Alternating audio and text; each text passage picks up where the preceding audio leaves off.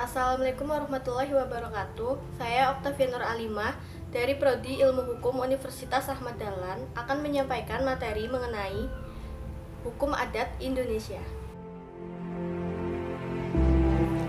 Apa motivasi mempelajari hukum adat? Mengutip pernyataan Profesor Haji Hilman Hadi Kusuma SH bahwa dengan mempelajari hukum adat, maka kita akan memahami budaya hukum Indonesia. Kita tidak menolak budaya hukum asing sepanjang ia tidak bertentangan dengan budaya hukum Indonesia. Begitu pula dengan mempelajari hukum adat, maka akan dapat kita ketahui hukum adat yang mana yang ternyata tidak sesuai lagi dengan perkembangan zaman, dan hukum adat yang mana yang mendekati keseragaman yang dapat diperlakukan sebagai hukum nasional. Dari kutipan kalimat tersebut memotivasi saya sebagai calon sarjana hukum untuk dapat memahami sejarah dan perkembangan hukum dimulai dari munculnya hukum adat di Nusantara. Karena hukum adat sebagai hukum asli yang mencerminkan budaya bangsa Indonesia akan mempertebal rasa harga diri, tujuan rasa kebangsaan, dan rasa kebanggaan pada setiap warga negara Indonesia.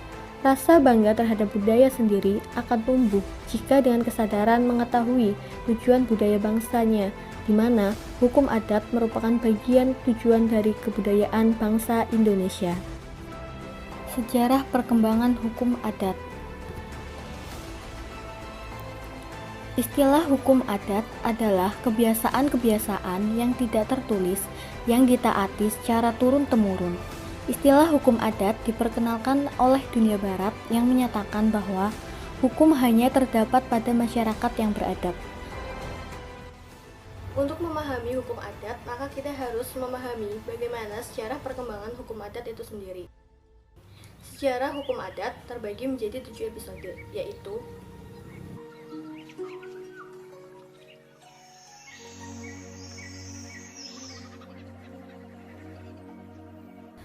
episode era kerajaan. Sistem hukum di era kerajaan cukup maju karena telah terdapat sistem hukum nasional dan hukum lokal atau hukum adat.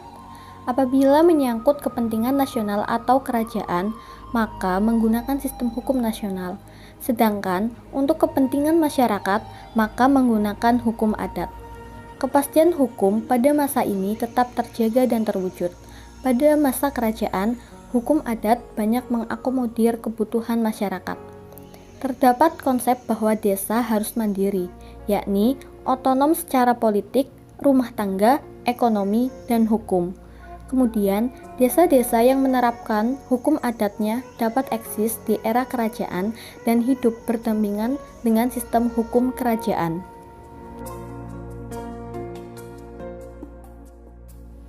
Episode era kolonialisme. Pada masa Belanda menjajah Indonesia, Belanda menerapkan sistem hukum tertulis Eropa kontinental Hindia Belanda. Karena pada saat itu Belanda melihat sistem hukum Indonesia yang tidak maju karena tidak adanya hukum tertulis. Hal ini menciptakan resistensi di kalangan masyarakat karena adanya pemaksaan sistem hukum yang berlaku, di mana sebenarnya Indonesia telah memiliki hukum adat. Kemudian, Van Vollenhoven muncul sebagai tokoh yang berpendapat bahwa telah terdapat hukum adat di Indonesia, sehingga apabila Belanda menginginkan masyarakat Indonesia taat kepada hukum, maka biarkan masyarakat menjalankan hukum adat sesuai dengan kebatinan masyarakat. Usul ini diterima oleh pemerintah Hindia Belanda. Keberadaan lembaga-lembaga adat dilegitimasi yang ditandai dengan dikeluarkannya regulasi yang diterbitkan di setiap karesidenan. Dengan munculnya regulasi tersebut, maka keputusan-keputusan adat diakui sebagai keputusan resmi serta hak-hak masyarakat adat dilindungi. Episode Perjuangan Kemerdekaan. Memasuki era kemerdekaan, pasca munculnya politik etis, kesadaran mulai terbuka, dan bangsa Indonesia mengalami kemajuan. Meski demikian, masyarakat tetap memegang teguh hukum adat berdasarkan kebatinan mereka. Episode Masa Transisi. Imbas dari politik etis memunculkan salah satu tokoh hukum adat yakni Supomo, yang pada waktu itu merupakan anggota BPUPKI. Supomo memberikan saran bahwa bentuk negara yang paling cocok bagi bangsa Indonesia yaitu monarki integralistik. Tetapi usulan Supomo ditolak oleh anggota lain yang menginginkan bentuk republik. Meskipun awalnya Supomo menyarankan konsep monarki integralistik, tetapi justru Supomo yang diminta pertama kali untuk merancang Undang-Undang Dasar. Dalam disertasi Hamid Atam menjelaskan bahwa konsep negara yang dipilih Supomo didasarkan pada Republik Desa, karena desa dianggap berentitas otonom yang selaras dengan ungkapan Soekarno mengenai berdikari atau berdiri di kaki sendiri. Namun, pada pasca reformasi, Undang-Undang Dasar 1945 diamandemen dan polanya dihapus, di mana dalam penjelasan tersebut, Supomo menuliskan bahwa Indonesia adalah negara hukum. Hukum yang berlaku adalah hukum tertulis dan tidak tertulis. Episode Orde Lama.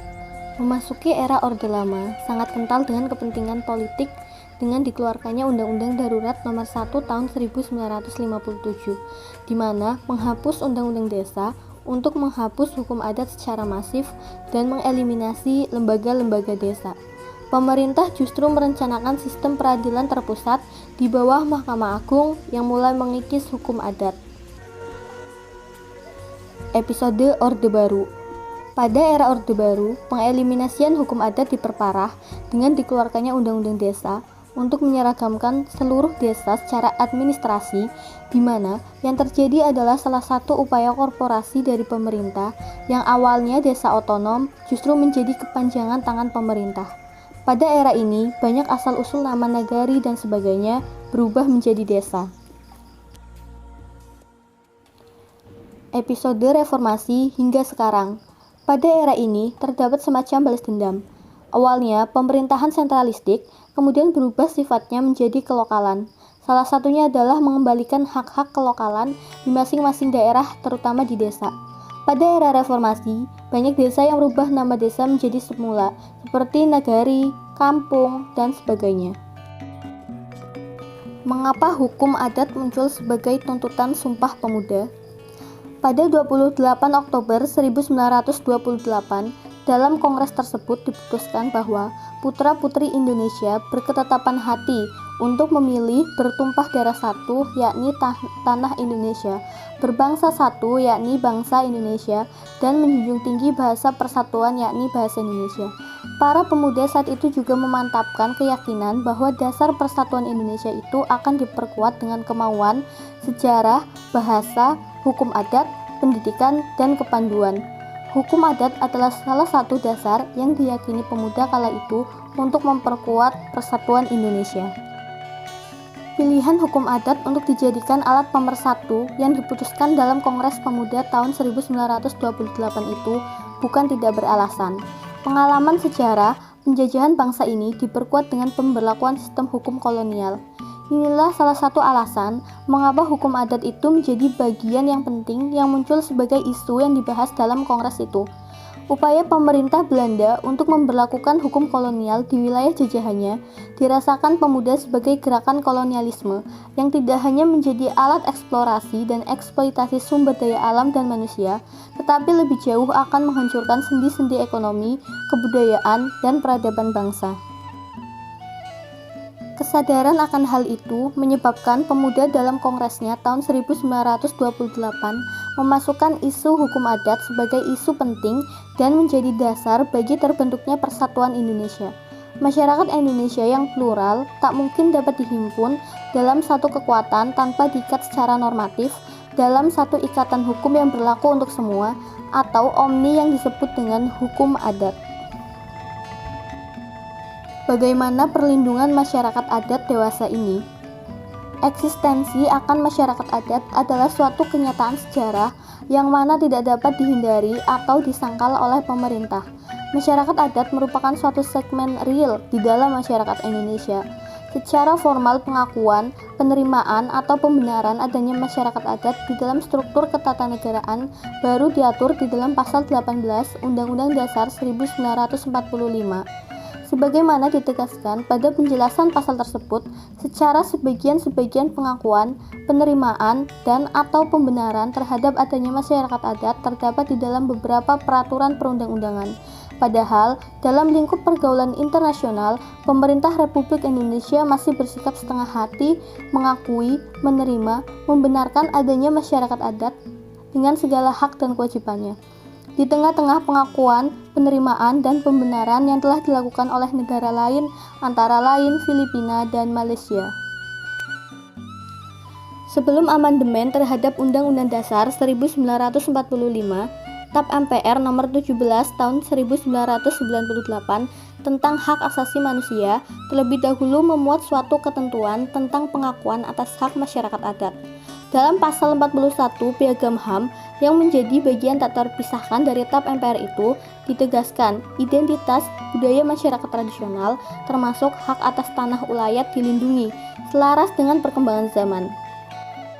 Dengan diaturnya pasal ini, maka hak-hak dari masyarakat adat yang ada ditetapkan sebagai salah satu hak asasi manusia yang wajib dihormati. Dan salah satu hak itu menurut pasal ini adalah hak atas tanah ulayat. Perlindungan hukum terhadap hak-hak masyarakat adat atas tanah dan sumber daya alam yang ada saat ini dirasakan masih belum tepat sasaran, sehingga menimbulkan konflik atau sengketa terhadap sumber daya alam yang berkepanjangan yang pada akhirnya masyarakat hukum adat dirugikan dan merasa belum mendapatkan keadilan. Eksistensi masyarakat hukum adat tidak dapat dilepaskan dengan hak ulayatnya. Sengketa yang banyak terjadi adalah terkait dengan hak ulayat masyarakat hukum adat. Salah satu penyebabnya adalah adanya ketidakjelasan mengenai batasan masih ada atau tidak adanya hak ulayat. Pengakuan bersyarat atau tidak penuh sebagaimana diatur dalam peraturan perundang-undangan terbukti memunculkan banyak permasalahan yang pada akhirnya justru merugikan masyarakat hukum adat. Hasil penelitian menunjukkan bahwa sejak tahun 1998, pemerintah telah berkeinginan untuk mengakui hak-hak masyarakat hukum adat atas sumber daya alam sebagaimana tertuang dalam berbagai peraturan perundang-undangan. Namun, peraturan tersebut sulit untuk diwujudkan karena rumusan pengakuan yang terdapat dalam Undang-Undang Dasar 1945 maupun peraturan perundang-undangan bersifat problematis. Di satu sisi, ada semangat untuk mengakui dan melindungi eksistensi dan hak-hak masyarakat hukum adat. Namun, di sisi yang lain, konsep pengakuan bersyarat tersebut sulit dipenuhi oleh masyarakat hukum adat. Bentuk pengakuan itu bukan pengakuan yang harus dimohon oleh masyarakat hukum adat, tetapi negara atau pemerintah harus aktif memastikan eksisnya masyarakat hukum adat. Apa kelebihan hukum adat dibandingkan dengan sistem hukum lainnya? Kelebihan hukum adat dibandingkan dengan sistem hukum lainnya yaitu 1. Fleksibel atau mudah menyesuaikan dengan perkembangan zaman atau keadaan. 2. Perubahan hukum adat tidak memerlukan tata cara tertentu sehingga tidak memerlukan waktu yang lama.